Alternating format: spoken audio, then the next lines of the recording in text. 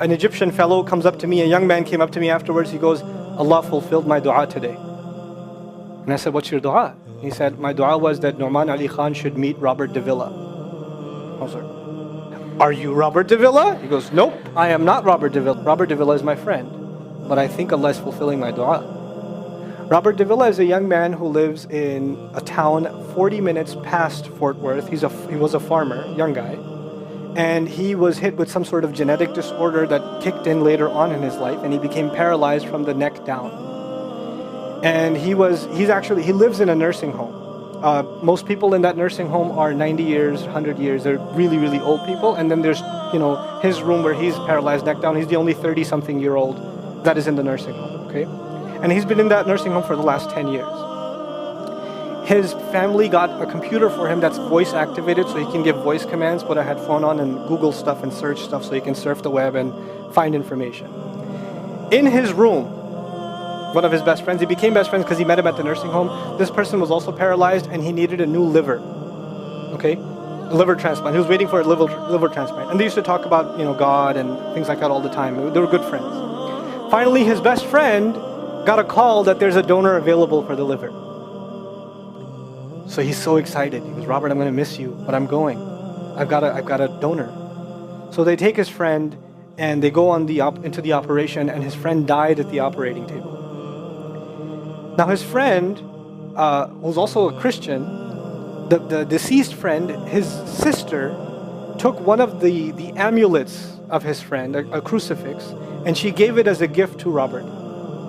This is a reminder of your old buddy. So he hung it on the side of his hospital bed. And one day he goes to sleep and he sees a man in his dream.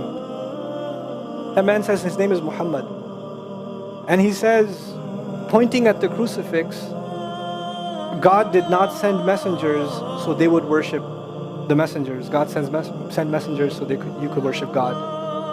And Jesus was just a man. He walked in the markets and he ate food. He walked in the markets and he ate food, and the dream stopped.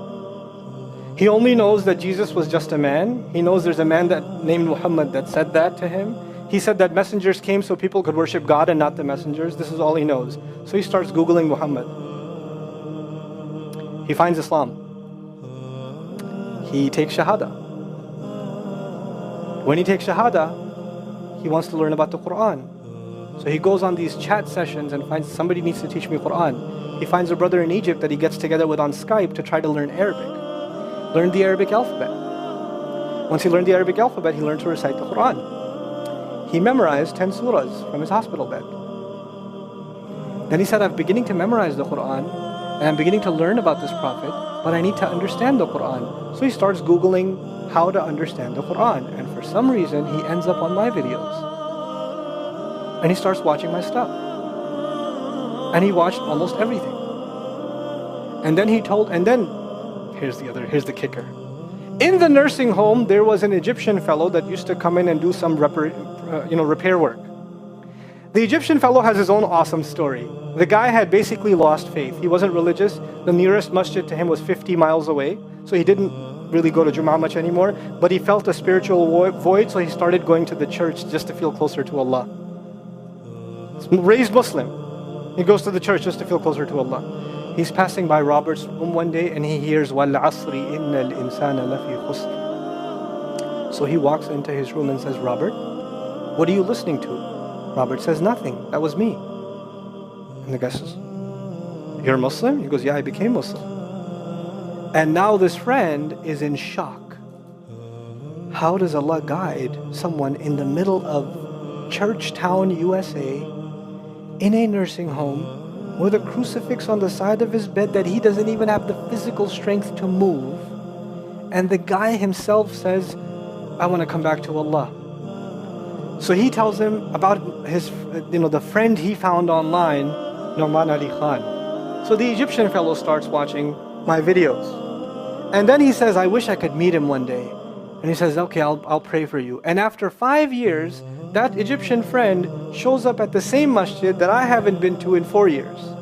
And after Jummah says, I think Allah wants to fulfill my friend's dua and my dua. So I said, I think He does. Let's go. So I took a few of us and we went. And we met with Robert. And Robert's in shock. And then I meet with Robert, we're talking, and I was like, hey Robert, so I heard you memorize some surahs. He says, yeah. Can you recite one for me? So he recited Surah Al-Asr. Not one of us was not crying. We're just in tears. He has a special wheelchair that has to hold pretty much every part of his body in place. He can't just sit in a wheelchair. It holds his neck and it holds every other part of his body in place because he has no control over his limbs.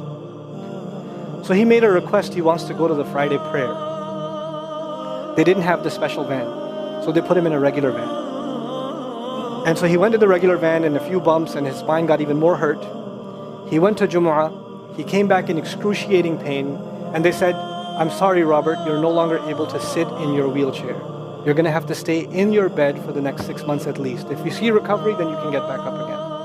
I met him in that span. He had already been in that bed for 3 months already. And the reason he was in that bed is he went to the Jummah prayer. And he told me about the Jummah prayer. He said, I've never felt more peace in my life than I was in that masjid. And you know what I'm going to do, Brother Nauman? When I can sit in my chair again, I'm going to go to Jummah. I'm going to go to the masjid because I've never felt like that before. I've never seen a face that has more contentment on it. He's so satisfied with life. He's so happy. He's just happy. Allah will guide you in your sleep. He'll even guide you in your sleep. Every toss and turn will be guided by Allah. We shouldn't be skeptical in Allah's guidance.